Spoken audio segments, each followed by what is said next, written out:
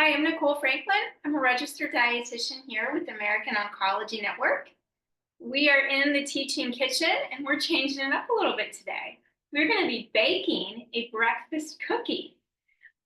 It's kind of, I think of it as this perfect cross between banana bread and a chocolate chip cookie. So we're going to go ahead and get started. I've got my dry ingredients ready to go here. I've already put 1 cup of oats. I use the old-fashioned oats, and I've got 1 cup of all-purpose flour. Now the recipe calls for oat flour, but when I went in the grocery store, I did not see that. So I tested it with this and it worked just fine. If you wanted oat flour, just take your oats, buzz them in the food processor, and you'll have perfect oat flour. So to this, I am going to be adding half a teaspoon of baking soda. And when I'm baking, I try to measure pretty close. So I got a half a teaspoon there. And then I'm going to do half a teaspoon of kosher salt. Now, one thing that's important to note is substituting kosher or sea salt for like table salt, it's going to make it a little bit too salty. So if your recipe calls for kosher or sea salt, try to use that one. If you make the substitution for table salt, it's going to be maybe a little too much for you. So I've got that in there, and what I'm going to do now is I'm going to add my spices. This is kind of the fun part. So I'm going to use kind of a heaping half teaspoon of cinnamon. Just go ahead and get that in there. And then what I like to do is I wanted to add some more of those warm spices that we think of kind of when we're having like a chai. So I've got I'm going to just kind of bump down a little bit. I'm going to do a 1/4 teaspoon of some ground cloves. And then I'm doing another 1/4 of some ground allspice. I just kind of think those three they go pretty well together and it gives it some of that good warmth. You don't have to add these. You can absolutely just stick with cinnamon. And then my last little add, it's one of my favorite. I think I've talked about it before. It's just fresh nutmeg. So nutmeg, if you get the fresh, the not ground, it looks like a little, sort of like a seed, but take your microplane and just kind of zest over it like this. It shades it down and it gives it the best flavor. So I'm got a little bit in here, just enough. And then to that, I'm gonna give it just a kind of a quick stir, and I'm gonna add in some of what I like to call our nutrition boosters. So I've got some ground flaxseed.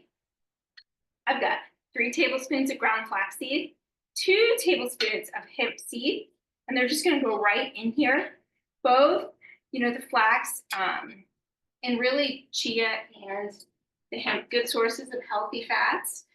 Flax is going to give you some great fiber, and the hemp is going to give you some protein as well. I'm going to add to that 1 tablespoon of chia seeds. Now the chia seeds, they're going to give us a little bit of that absorption that we want for the cookie, right? It's going to give us, it's almost like a gel. We're not using too many of them, so it's just going to kind of give our cookie, give you a little bit of the set that it needs to be a cookie. So in here, this is all of our dry ingredients. Whenever I'm cooking, I always have to go through my list to make sure I'm not leaving anything out. So I'm just going to give it a good stir. I want everything to be incorporated. When you're doing this, one of the reasons you keep it dry and wet is so that you can really incorporate all of your ingredients. I want to make sure I don't have somebody getting like all of the salt in one bite and then, all of the cloves in another bite. So just get them pretty well incorporated. And then what else I'm going to do is I'm going to go ahead and just add in, I've got a 1/3 cup of walnuts, again, a little bit of that plant protein, some healthy fat, and a few chocolate chips. So 1/3 cup of chocolate chips, 1/3 cup of walnuts. So if you didn't want to use the walnuts, you don't have to. You can use a different type of nut if you wanted to. And again, the chocolate chips, if you wanted to look for like a vegan chocolate chip, you could. And if you just wanted to leave them out, you could absolutely do that as well. I think having them in there kind of gives it a little bit of that cookie, So I'm just going to stir those in and mix them well. And then I'm going to switch over to my wet ingredients. So again, I'm not going to mix them yet because once I start mixing the wet and the dry, that's when we got to be quick. Because if we mix too much, that's how we can make our breads or our cookies or our muffins a little bit tough. So in this bowl, I have measured 1/2 cup of peanut butter. You can use natural peanut butter. When I just didn't have the natural, so I used just plain old peanut butter. You could use almond, pecan, cashew. It's, you know, the amount or the whichever one you choose will be just fine as long as it's the nut butter. And to that, I'm going to do 1 egg. Now the egg, I have gone ahead and I just cracked it in a separate bowl and I've just gently kind of, you know, whisked it around. I find this is really, really helpful because it helps to go ahead and incorporate it and you don't have to worry about shells, getting shells out of all of your hard work, you know. So I've got my egg in there. And then we're gonna add kind of our little added fruit here. I've got 2 bananas. I took and I just mashed them up just with a fork and I'm just putting them right in here. This is a great way to also, it's to sweeten, it's giving you that fruit, fiber, and potassium. And again, when you think about, you know, the idea of a cookie, a lot of times we don't necessarily think that, hey, our cookie could have all these, you know, nutritional benefits for us. But you can whenever you think about it a little bit, maybe creatively or differently. So I'm just going ahead and giving this a bit of a stir. Peanut butter or any kind of nut butter can be a little bit sticky. So I go ahead and stir it now and I try to just really kind of work it in as much as I can to go ahead and get it, you know, mixed up. Now to that, I am gonna add our sweetener. So instead of using like a more traditional sugar, we're gonna use maple syrup. So I'm just gonna go ahead and pour this in. This is 1/3 a cup of maple syrup that I'm just pouring in. So I got that going. And then because we are baking, I'm gonna use 2 teaspoons of vanilla extract. I love vanilla. It's not one of those that I would, if you don't have vanilla, I'm not really sure of a great substitute on that. I would try to keep vanilla around just because when you bake, it's one of those things, you'll use it a lot. Even, you know, if you're baking with something like waffles or you're making muffins, cookies, it's one of those kind of staples to keep. Kind of like the thing I was telling you before. Try to have a, you know, at least maybe a traditional table salt and then have that sea salt too. So that right here, I'm going back through and I'm checking. This is our kind of our wet ingredients. You can see here, I've blended it in pretty well. So you're not really seeing a ton of like peanut butter chunks. You do see, like when I mash my bananas, you're gonna have a little, you know, a bit of that. But that's my wet. So now what we're gonna do is we're gonna start incorporating our dry with it. So this is the point, right? Once we start mixing from here, we gotta know, we gotta be ready to go. I don't really wanna see, you know, flour, you know, in my kind of finished, you know, product. I want it to all be mixed in, but I also just kind of want to strike that fine line of not over mixing necessarily. I'm going to mix about halfway in and then I'm going to stir. And then I'm going to do the other half. And while I'm doing that, I just want to give you an idea. If you wanted to make this into a vegan recipe, what you could do instead of using an egg, make you like a flaxseed egg. You use the flaxseed and then you already used it for the recipe, but you mix it with a little bit of water and let it sit. And that can be your kind of egg replacement for this. So again, here, you've got everything in. It's sort of starting to turn a little bit, it's a lot thicker than a muffin mix, but it starting to look a little bit more like cookie dough. And so what we're gonna do once we get everything mixed in, we need this to sit for about 5 minutes. We're gonna do that so that it does have a chance to thicken up. You've got all the flaxseed and the hemp seeds and the chia seeds that are trying to absorb all that moisture, right? So it's almost to a point of where I feel like you've got the flour. We're gonna use some of that elbow grease and get all the flour, get it all mixed in. And then we're just gonna let it sit for a few. So I've got one I've already done. I want to grab and show you while this is sitting. I want to show you how to do your cookies. So this one has been sitting for about 5 to 10 minutes or so. And then I'm just going to grab my cookie sheet. So this cookie sheet is parchment lined. So this is our public service announcement, right? Wax paper and parchment paper are not substitutes. Parchment paper goes in the oven. So if you don't have parchment paper, just put your cookies on a cookie sheet, right? This I find is helpful because it's a lot easier to clean up in case any of your little cookies, have a few of those little extra crispies on the side.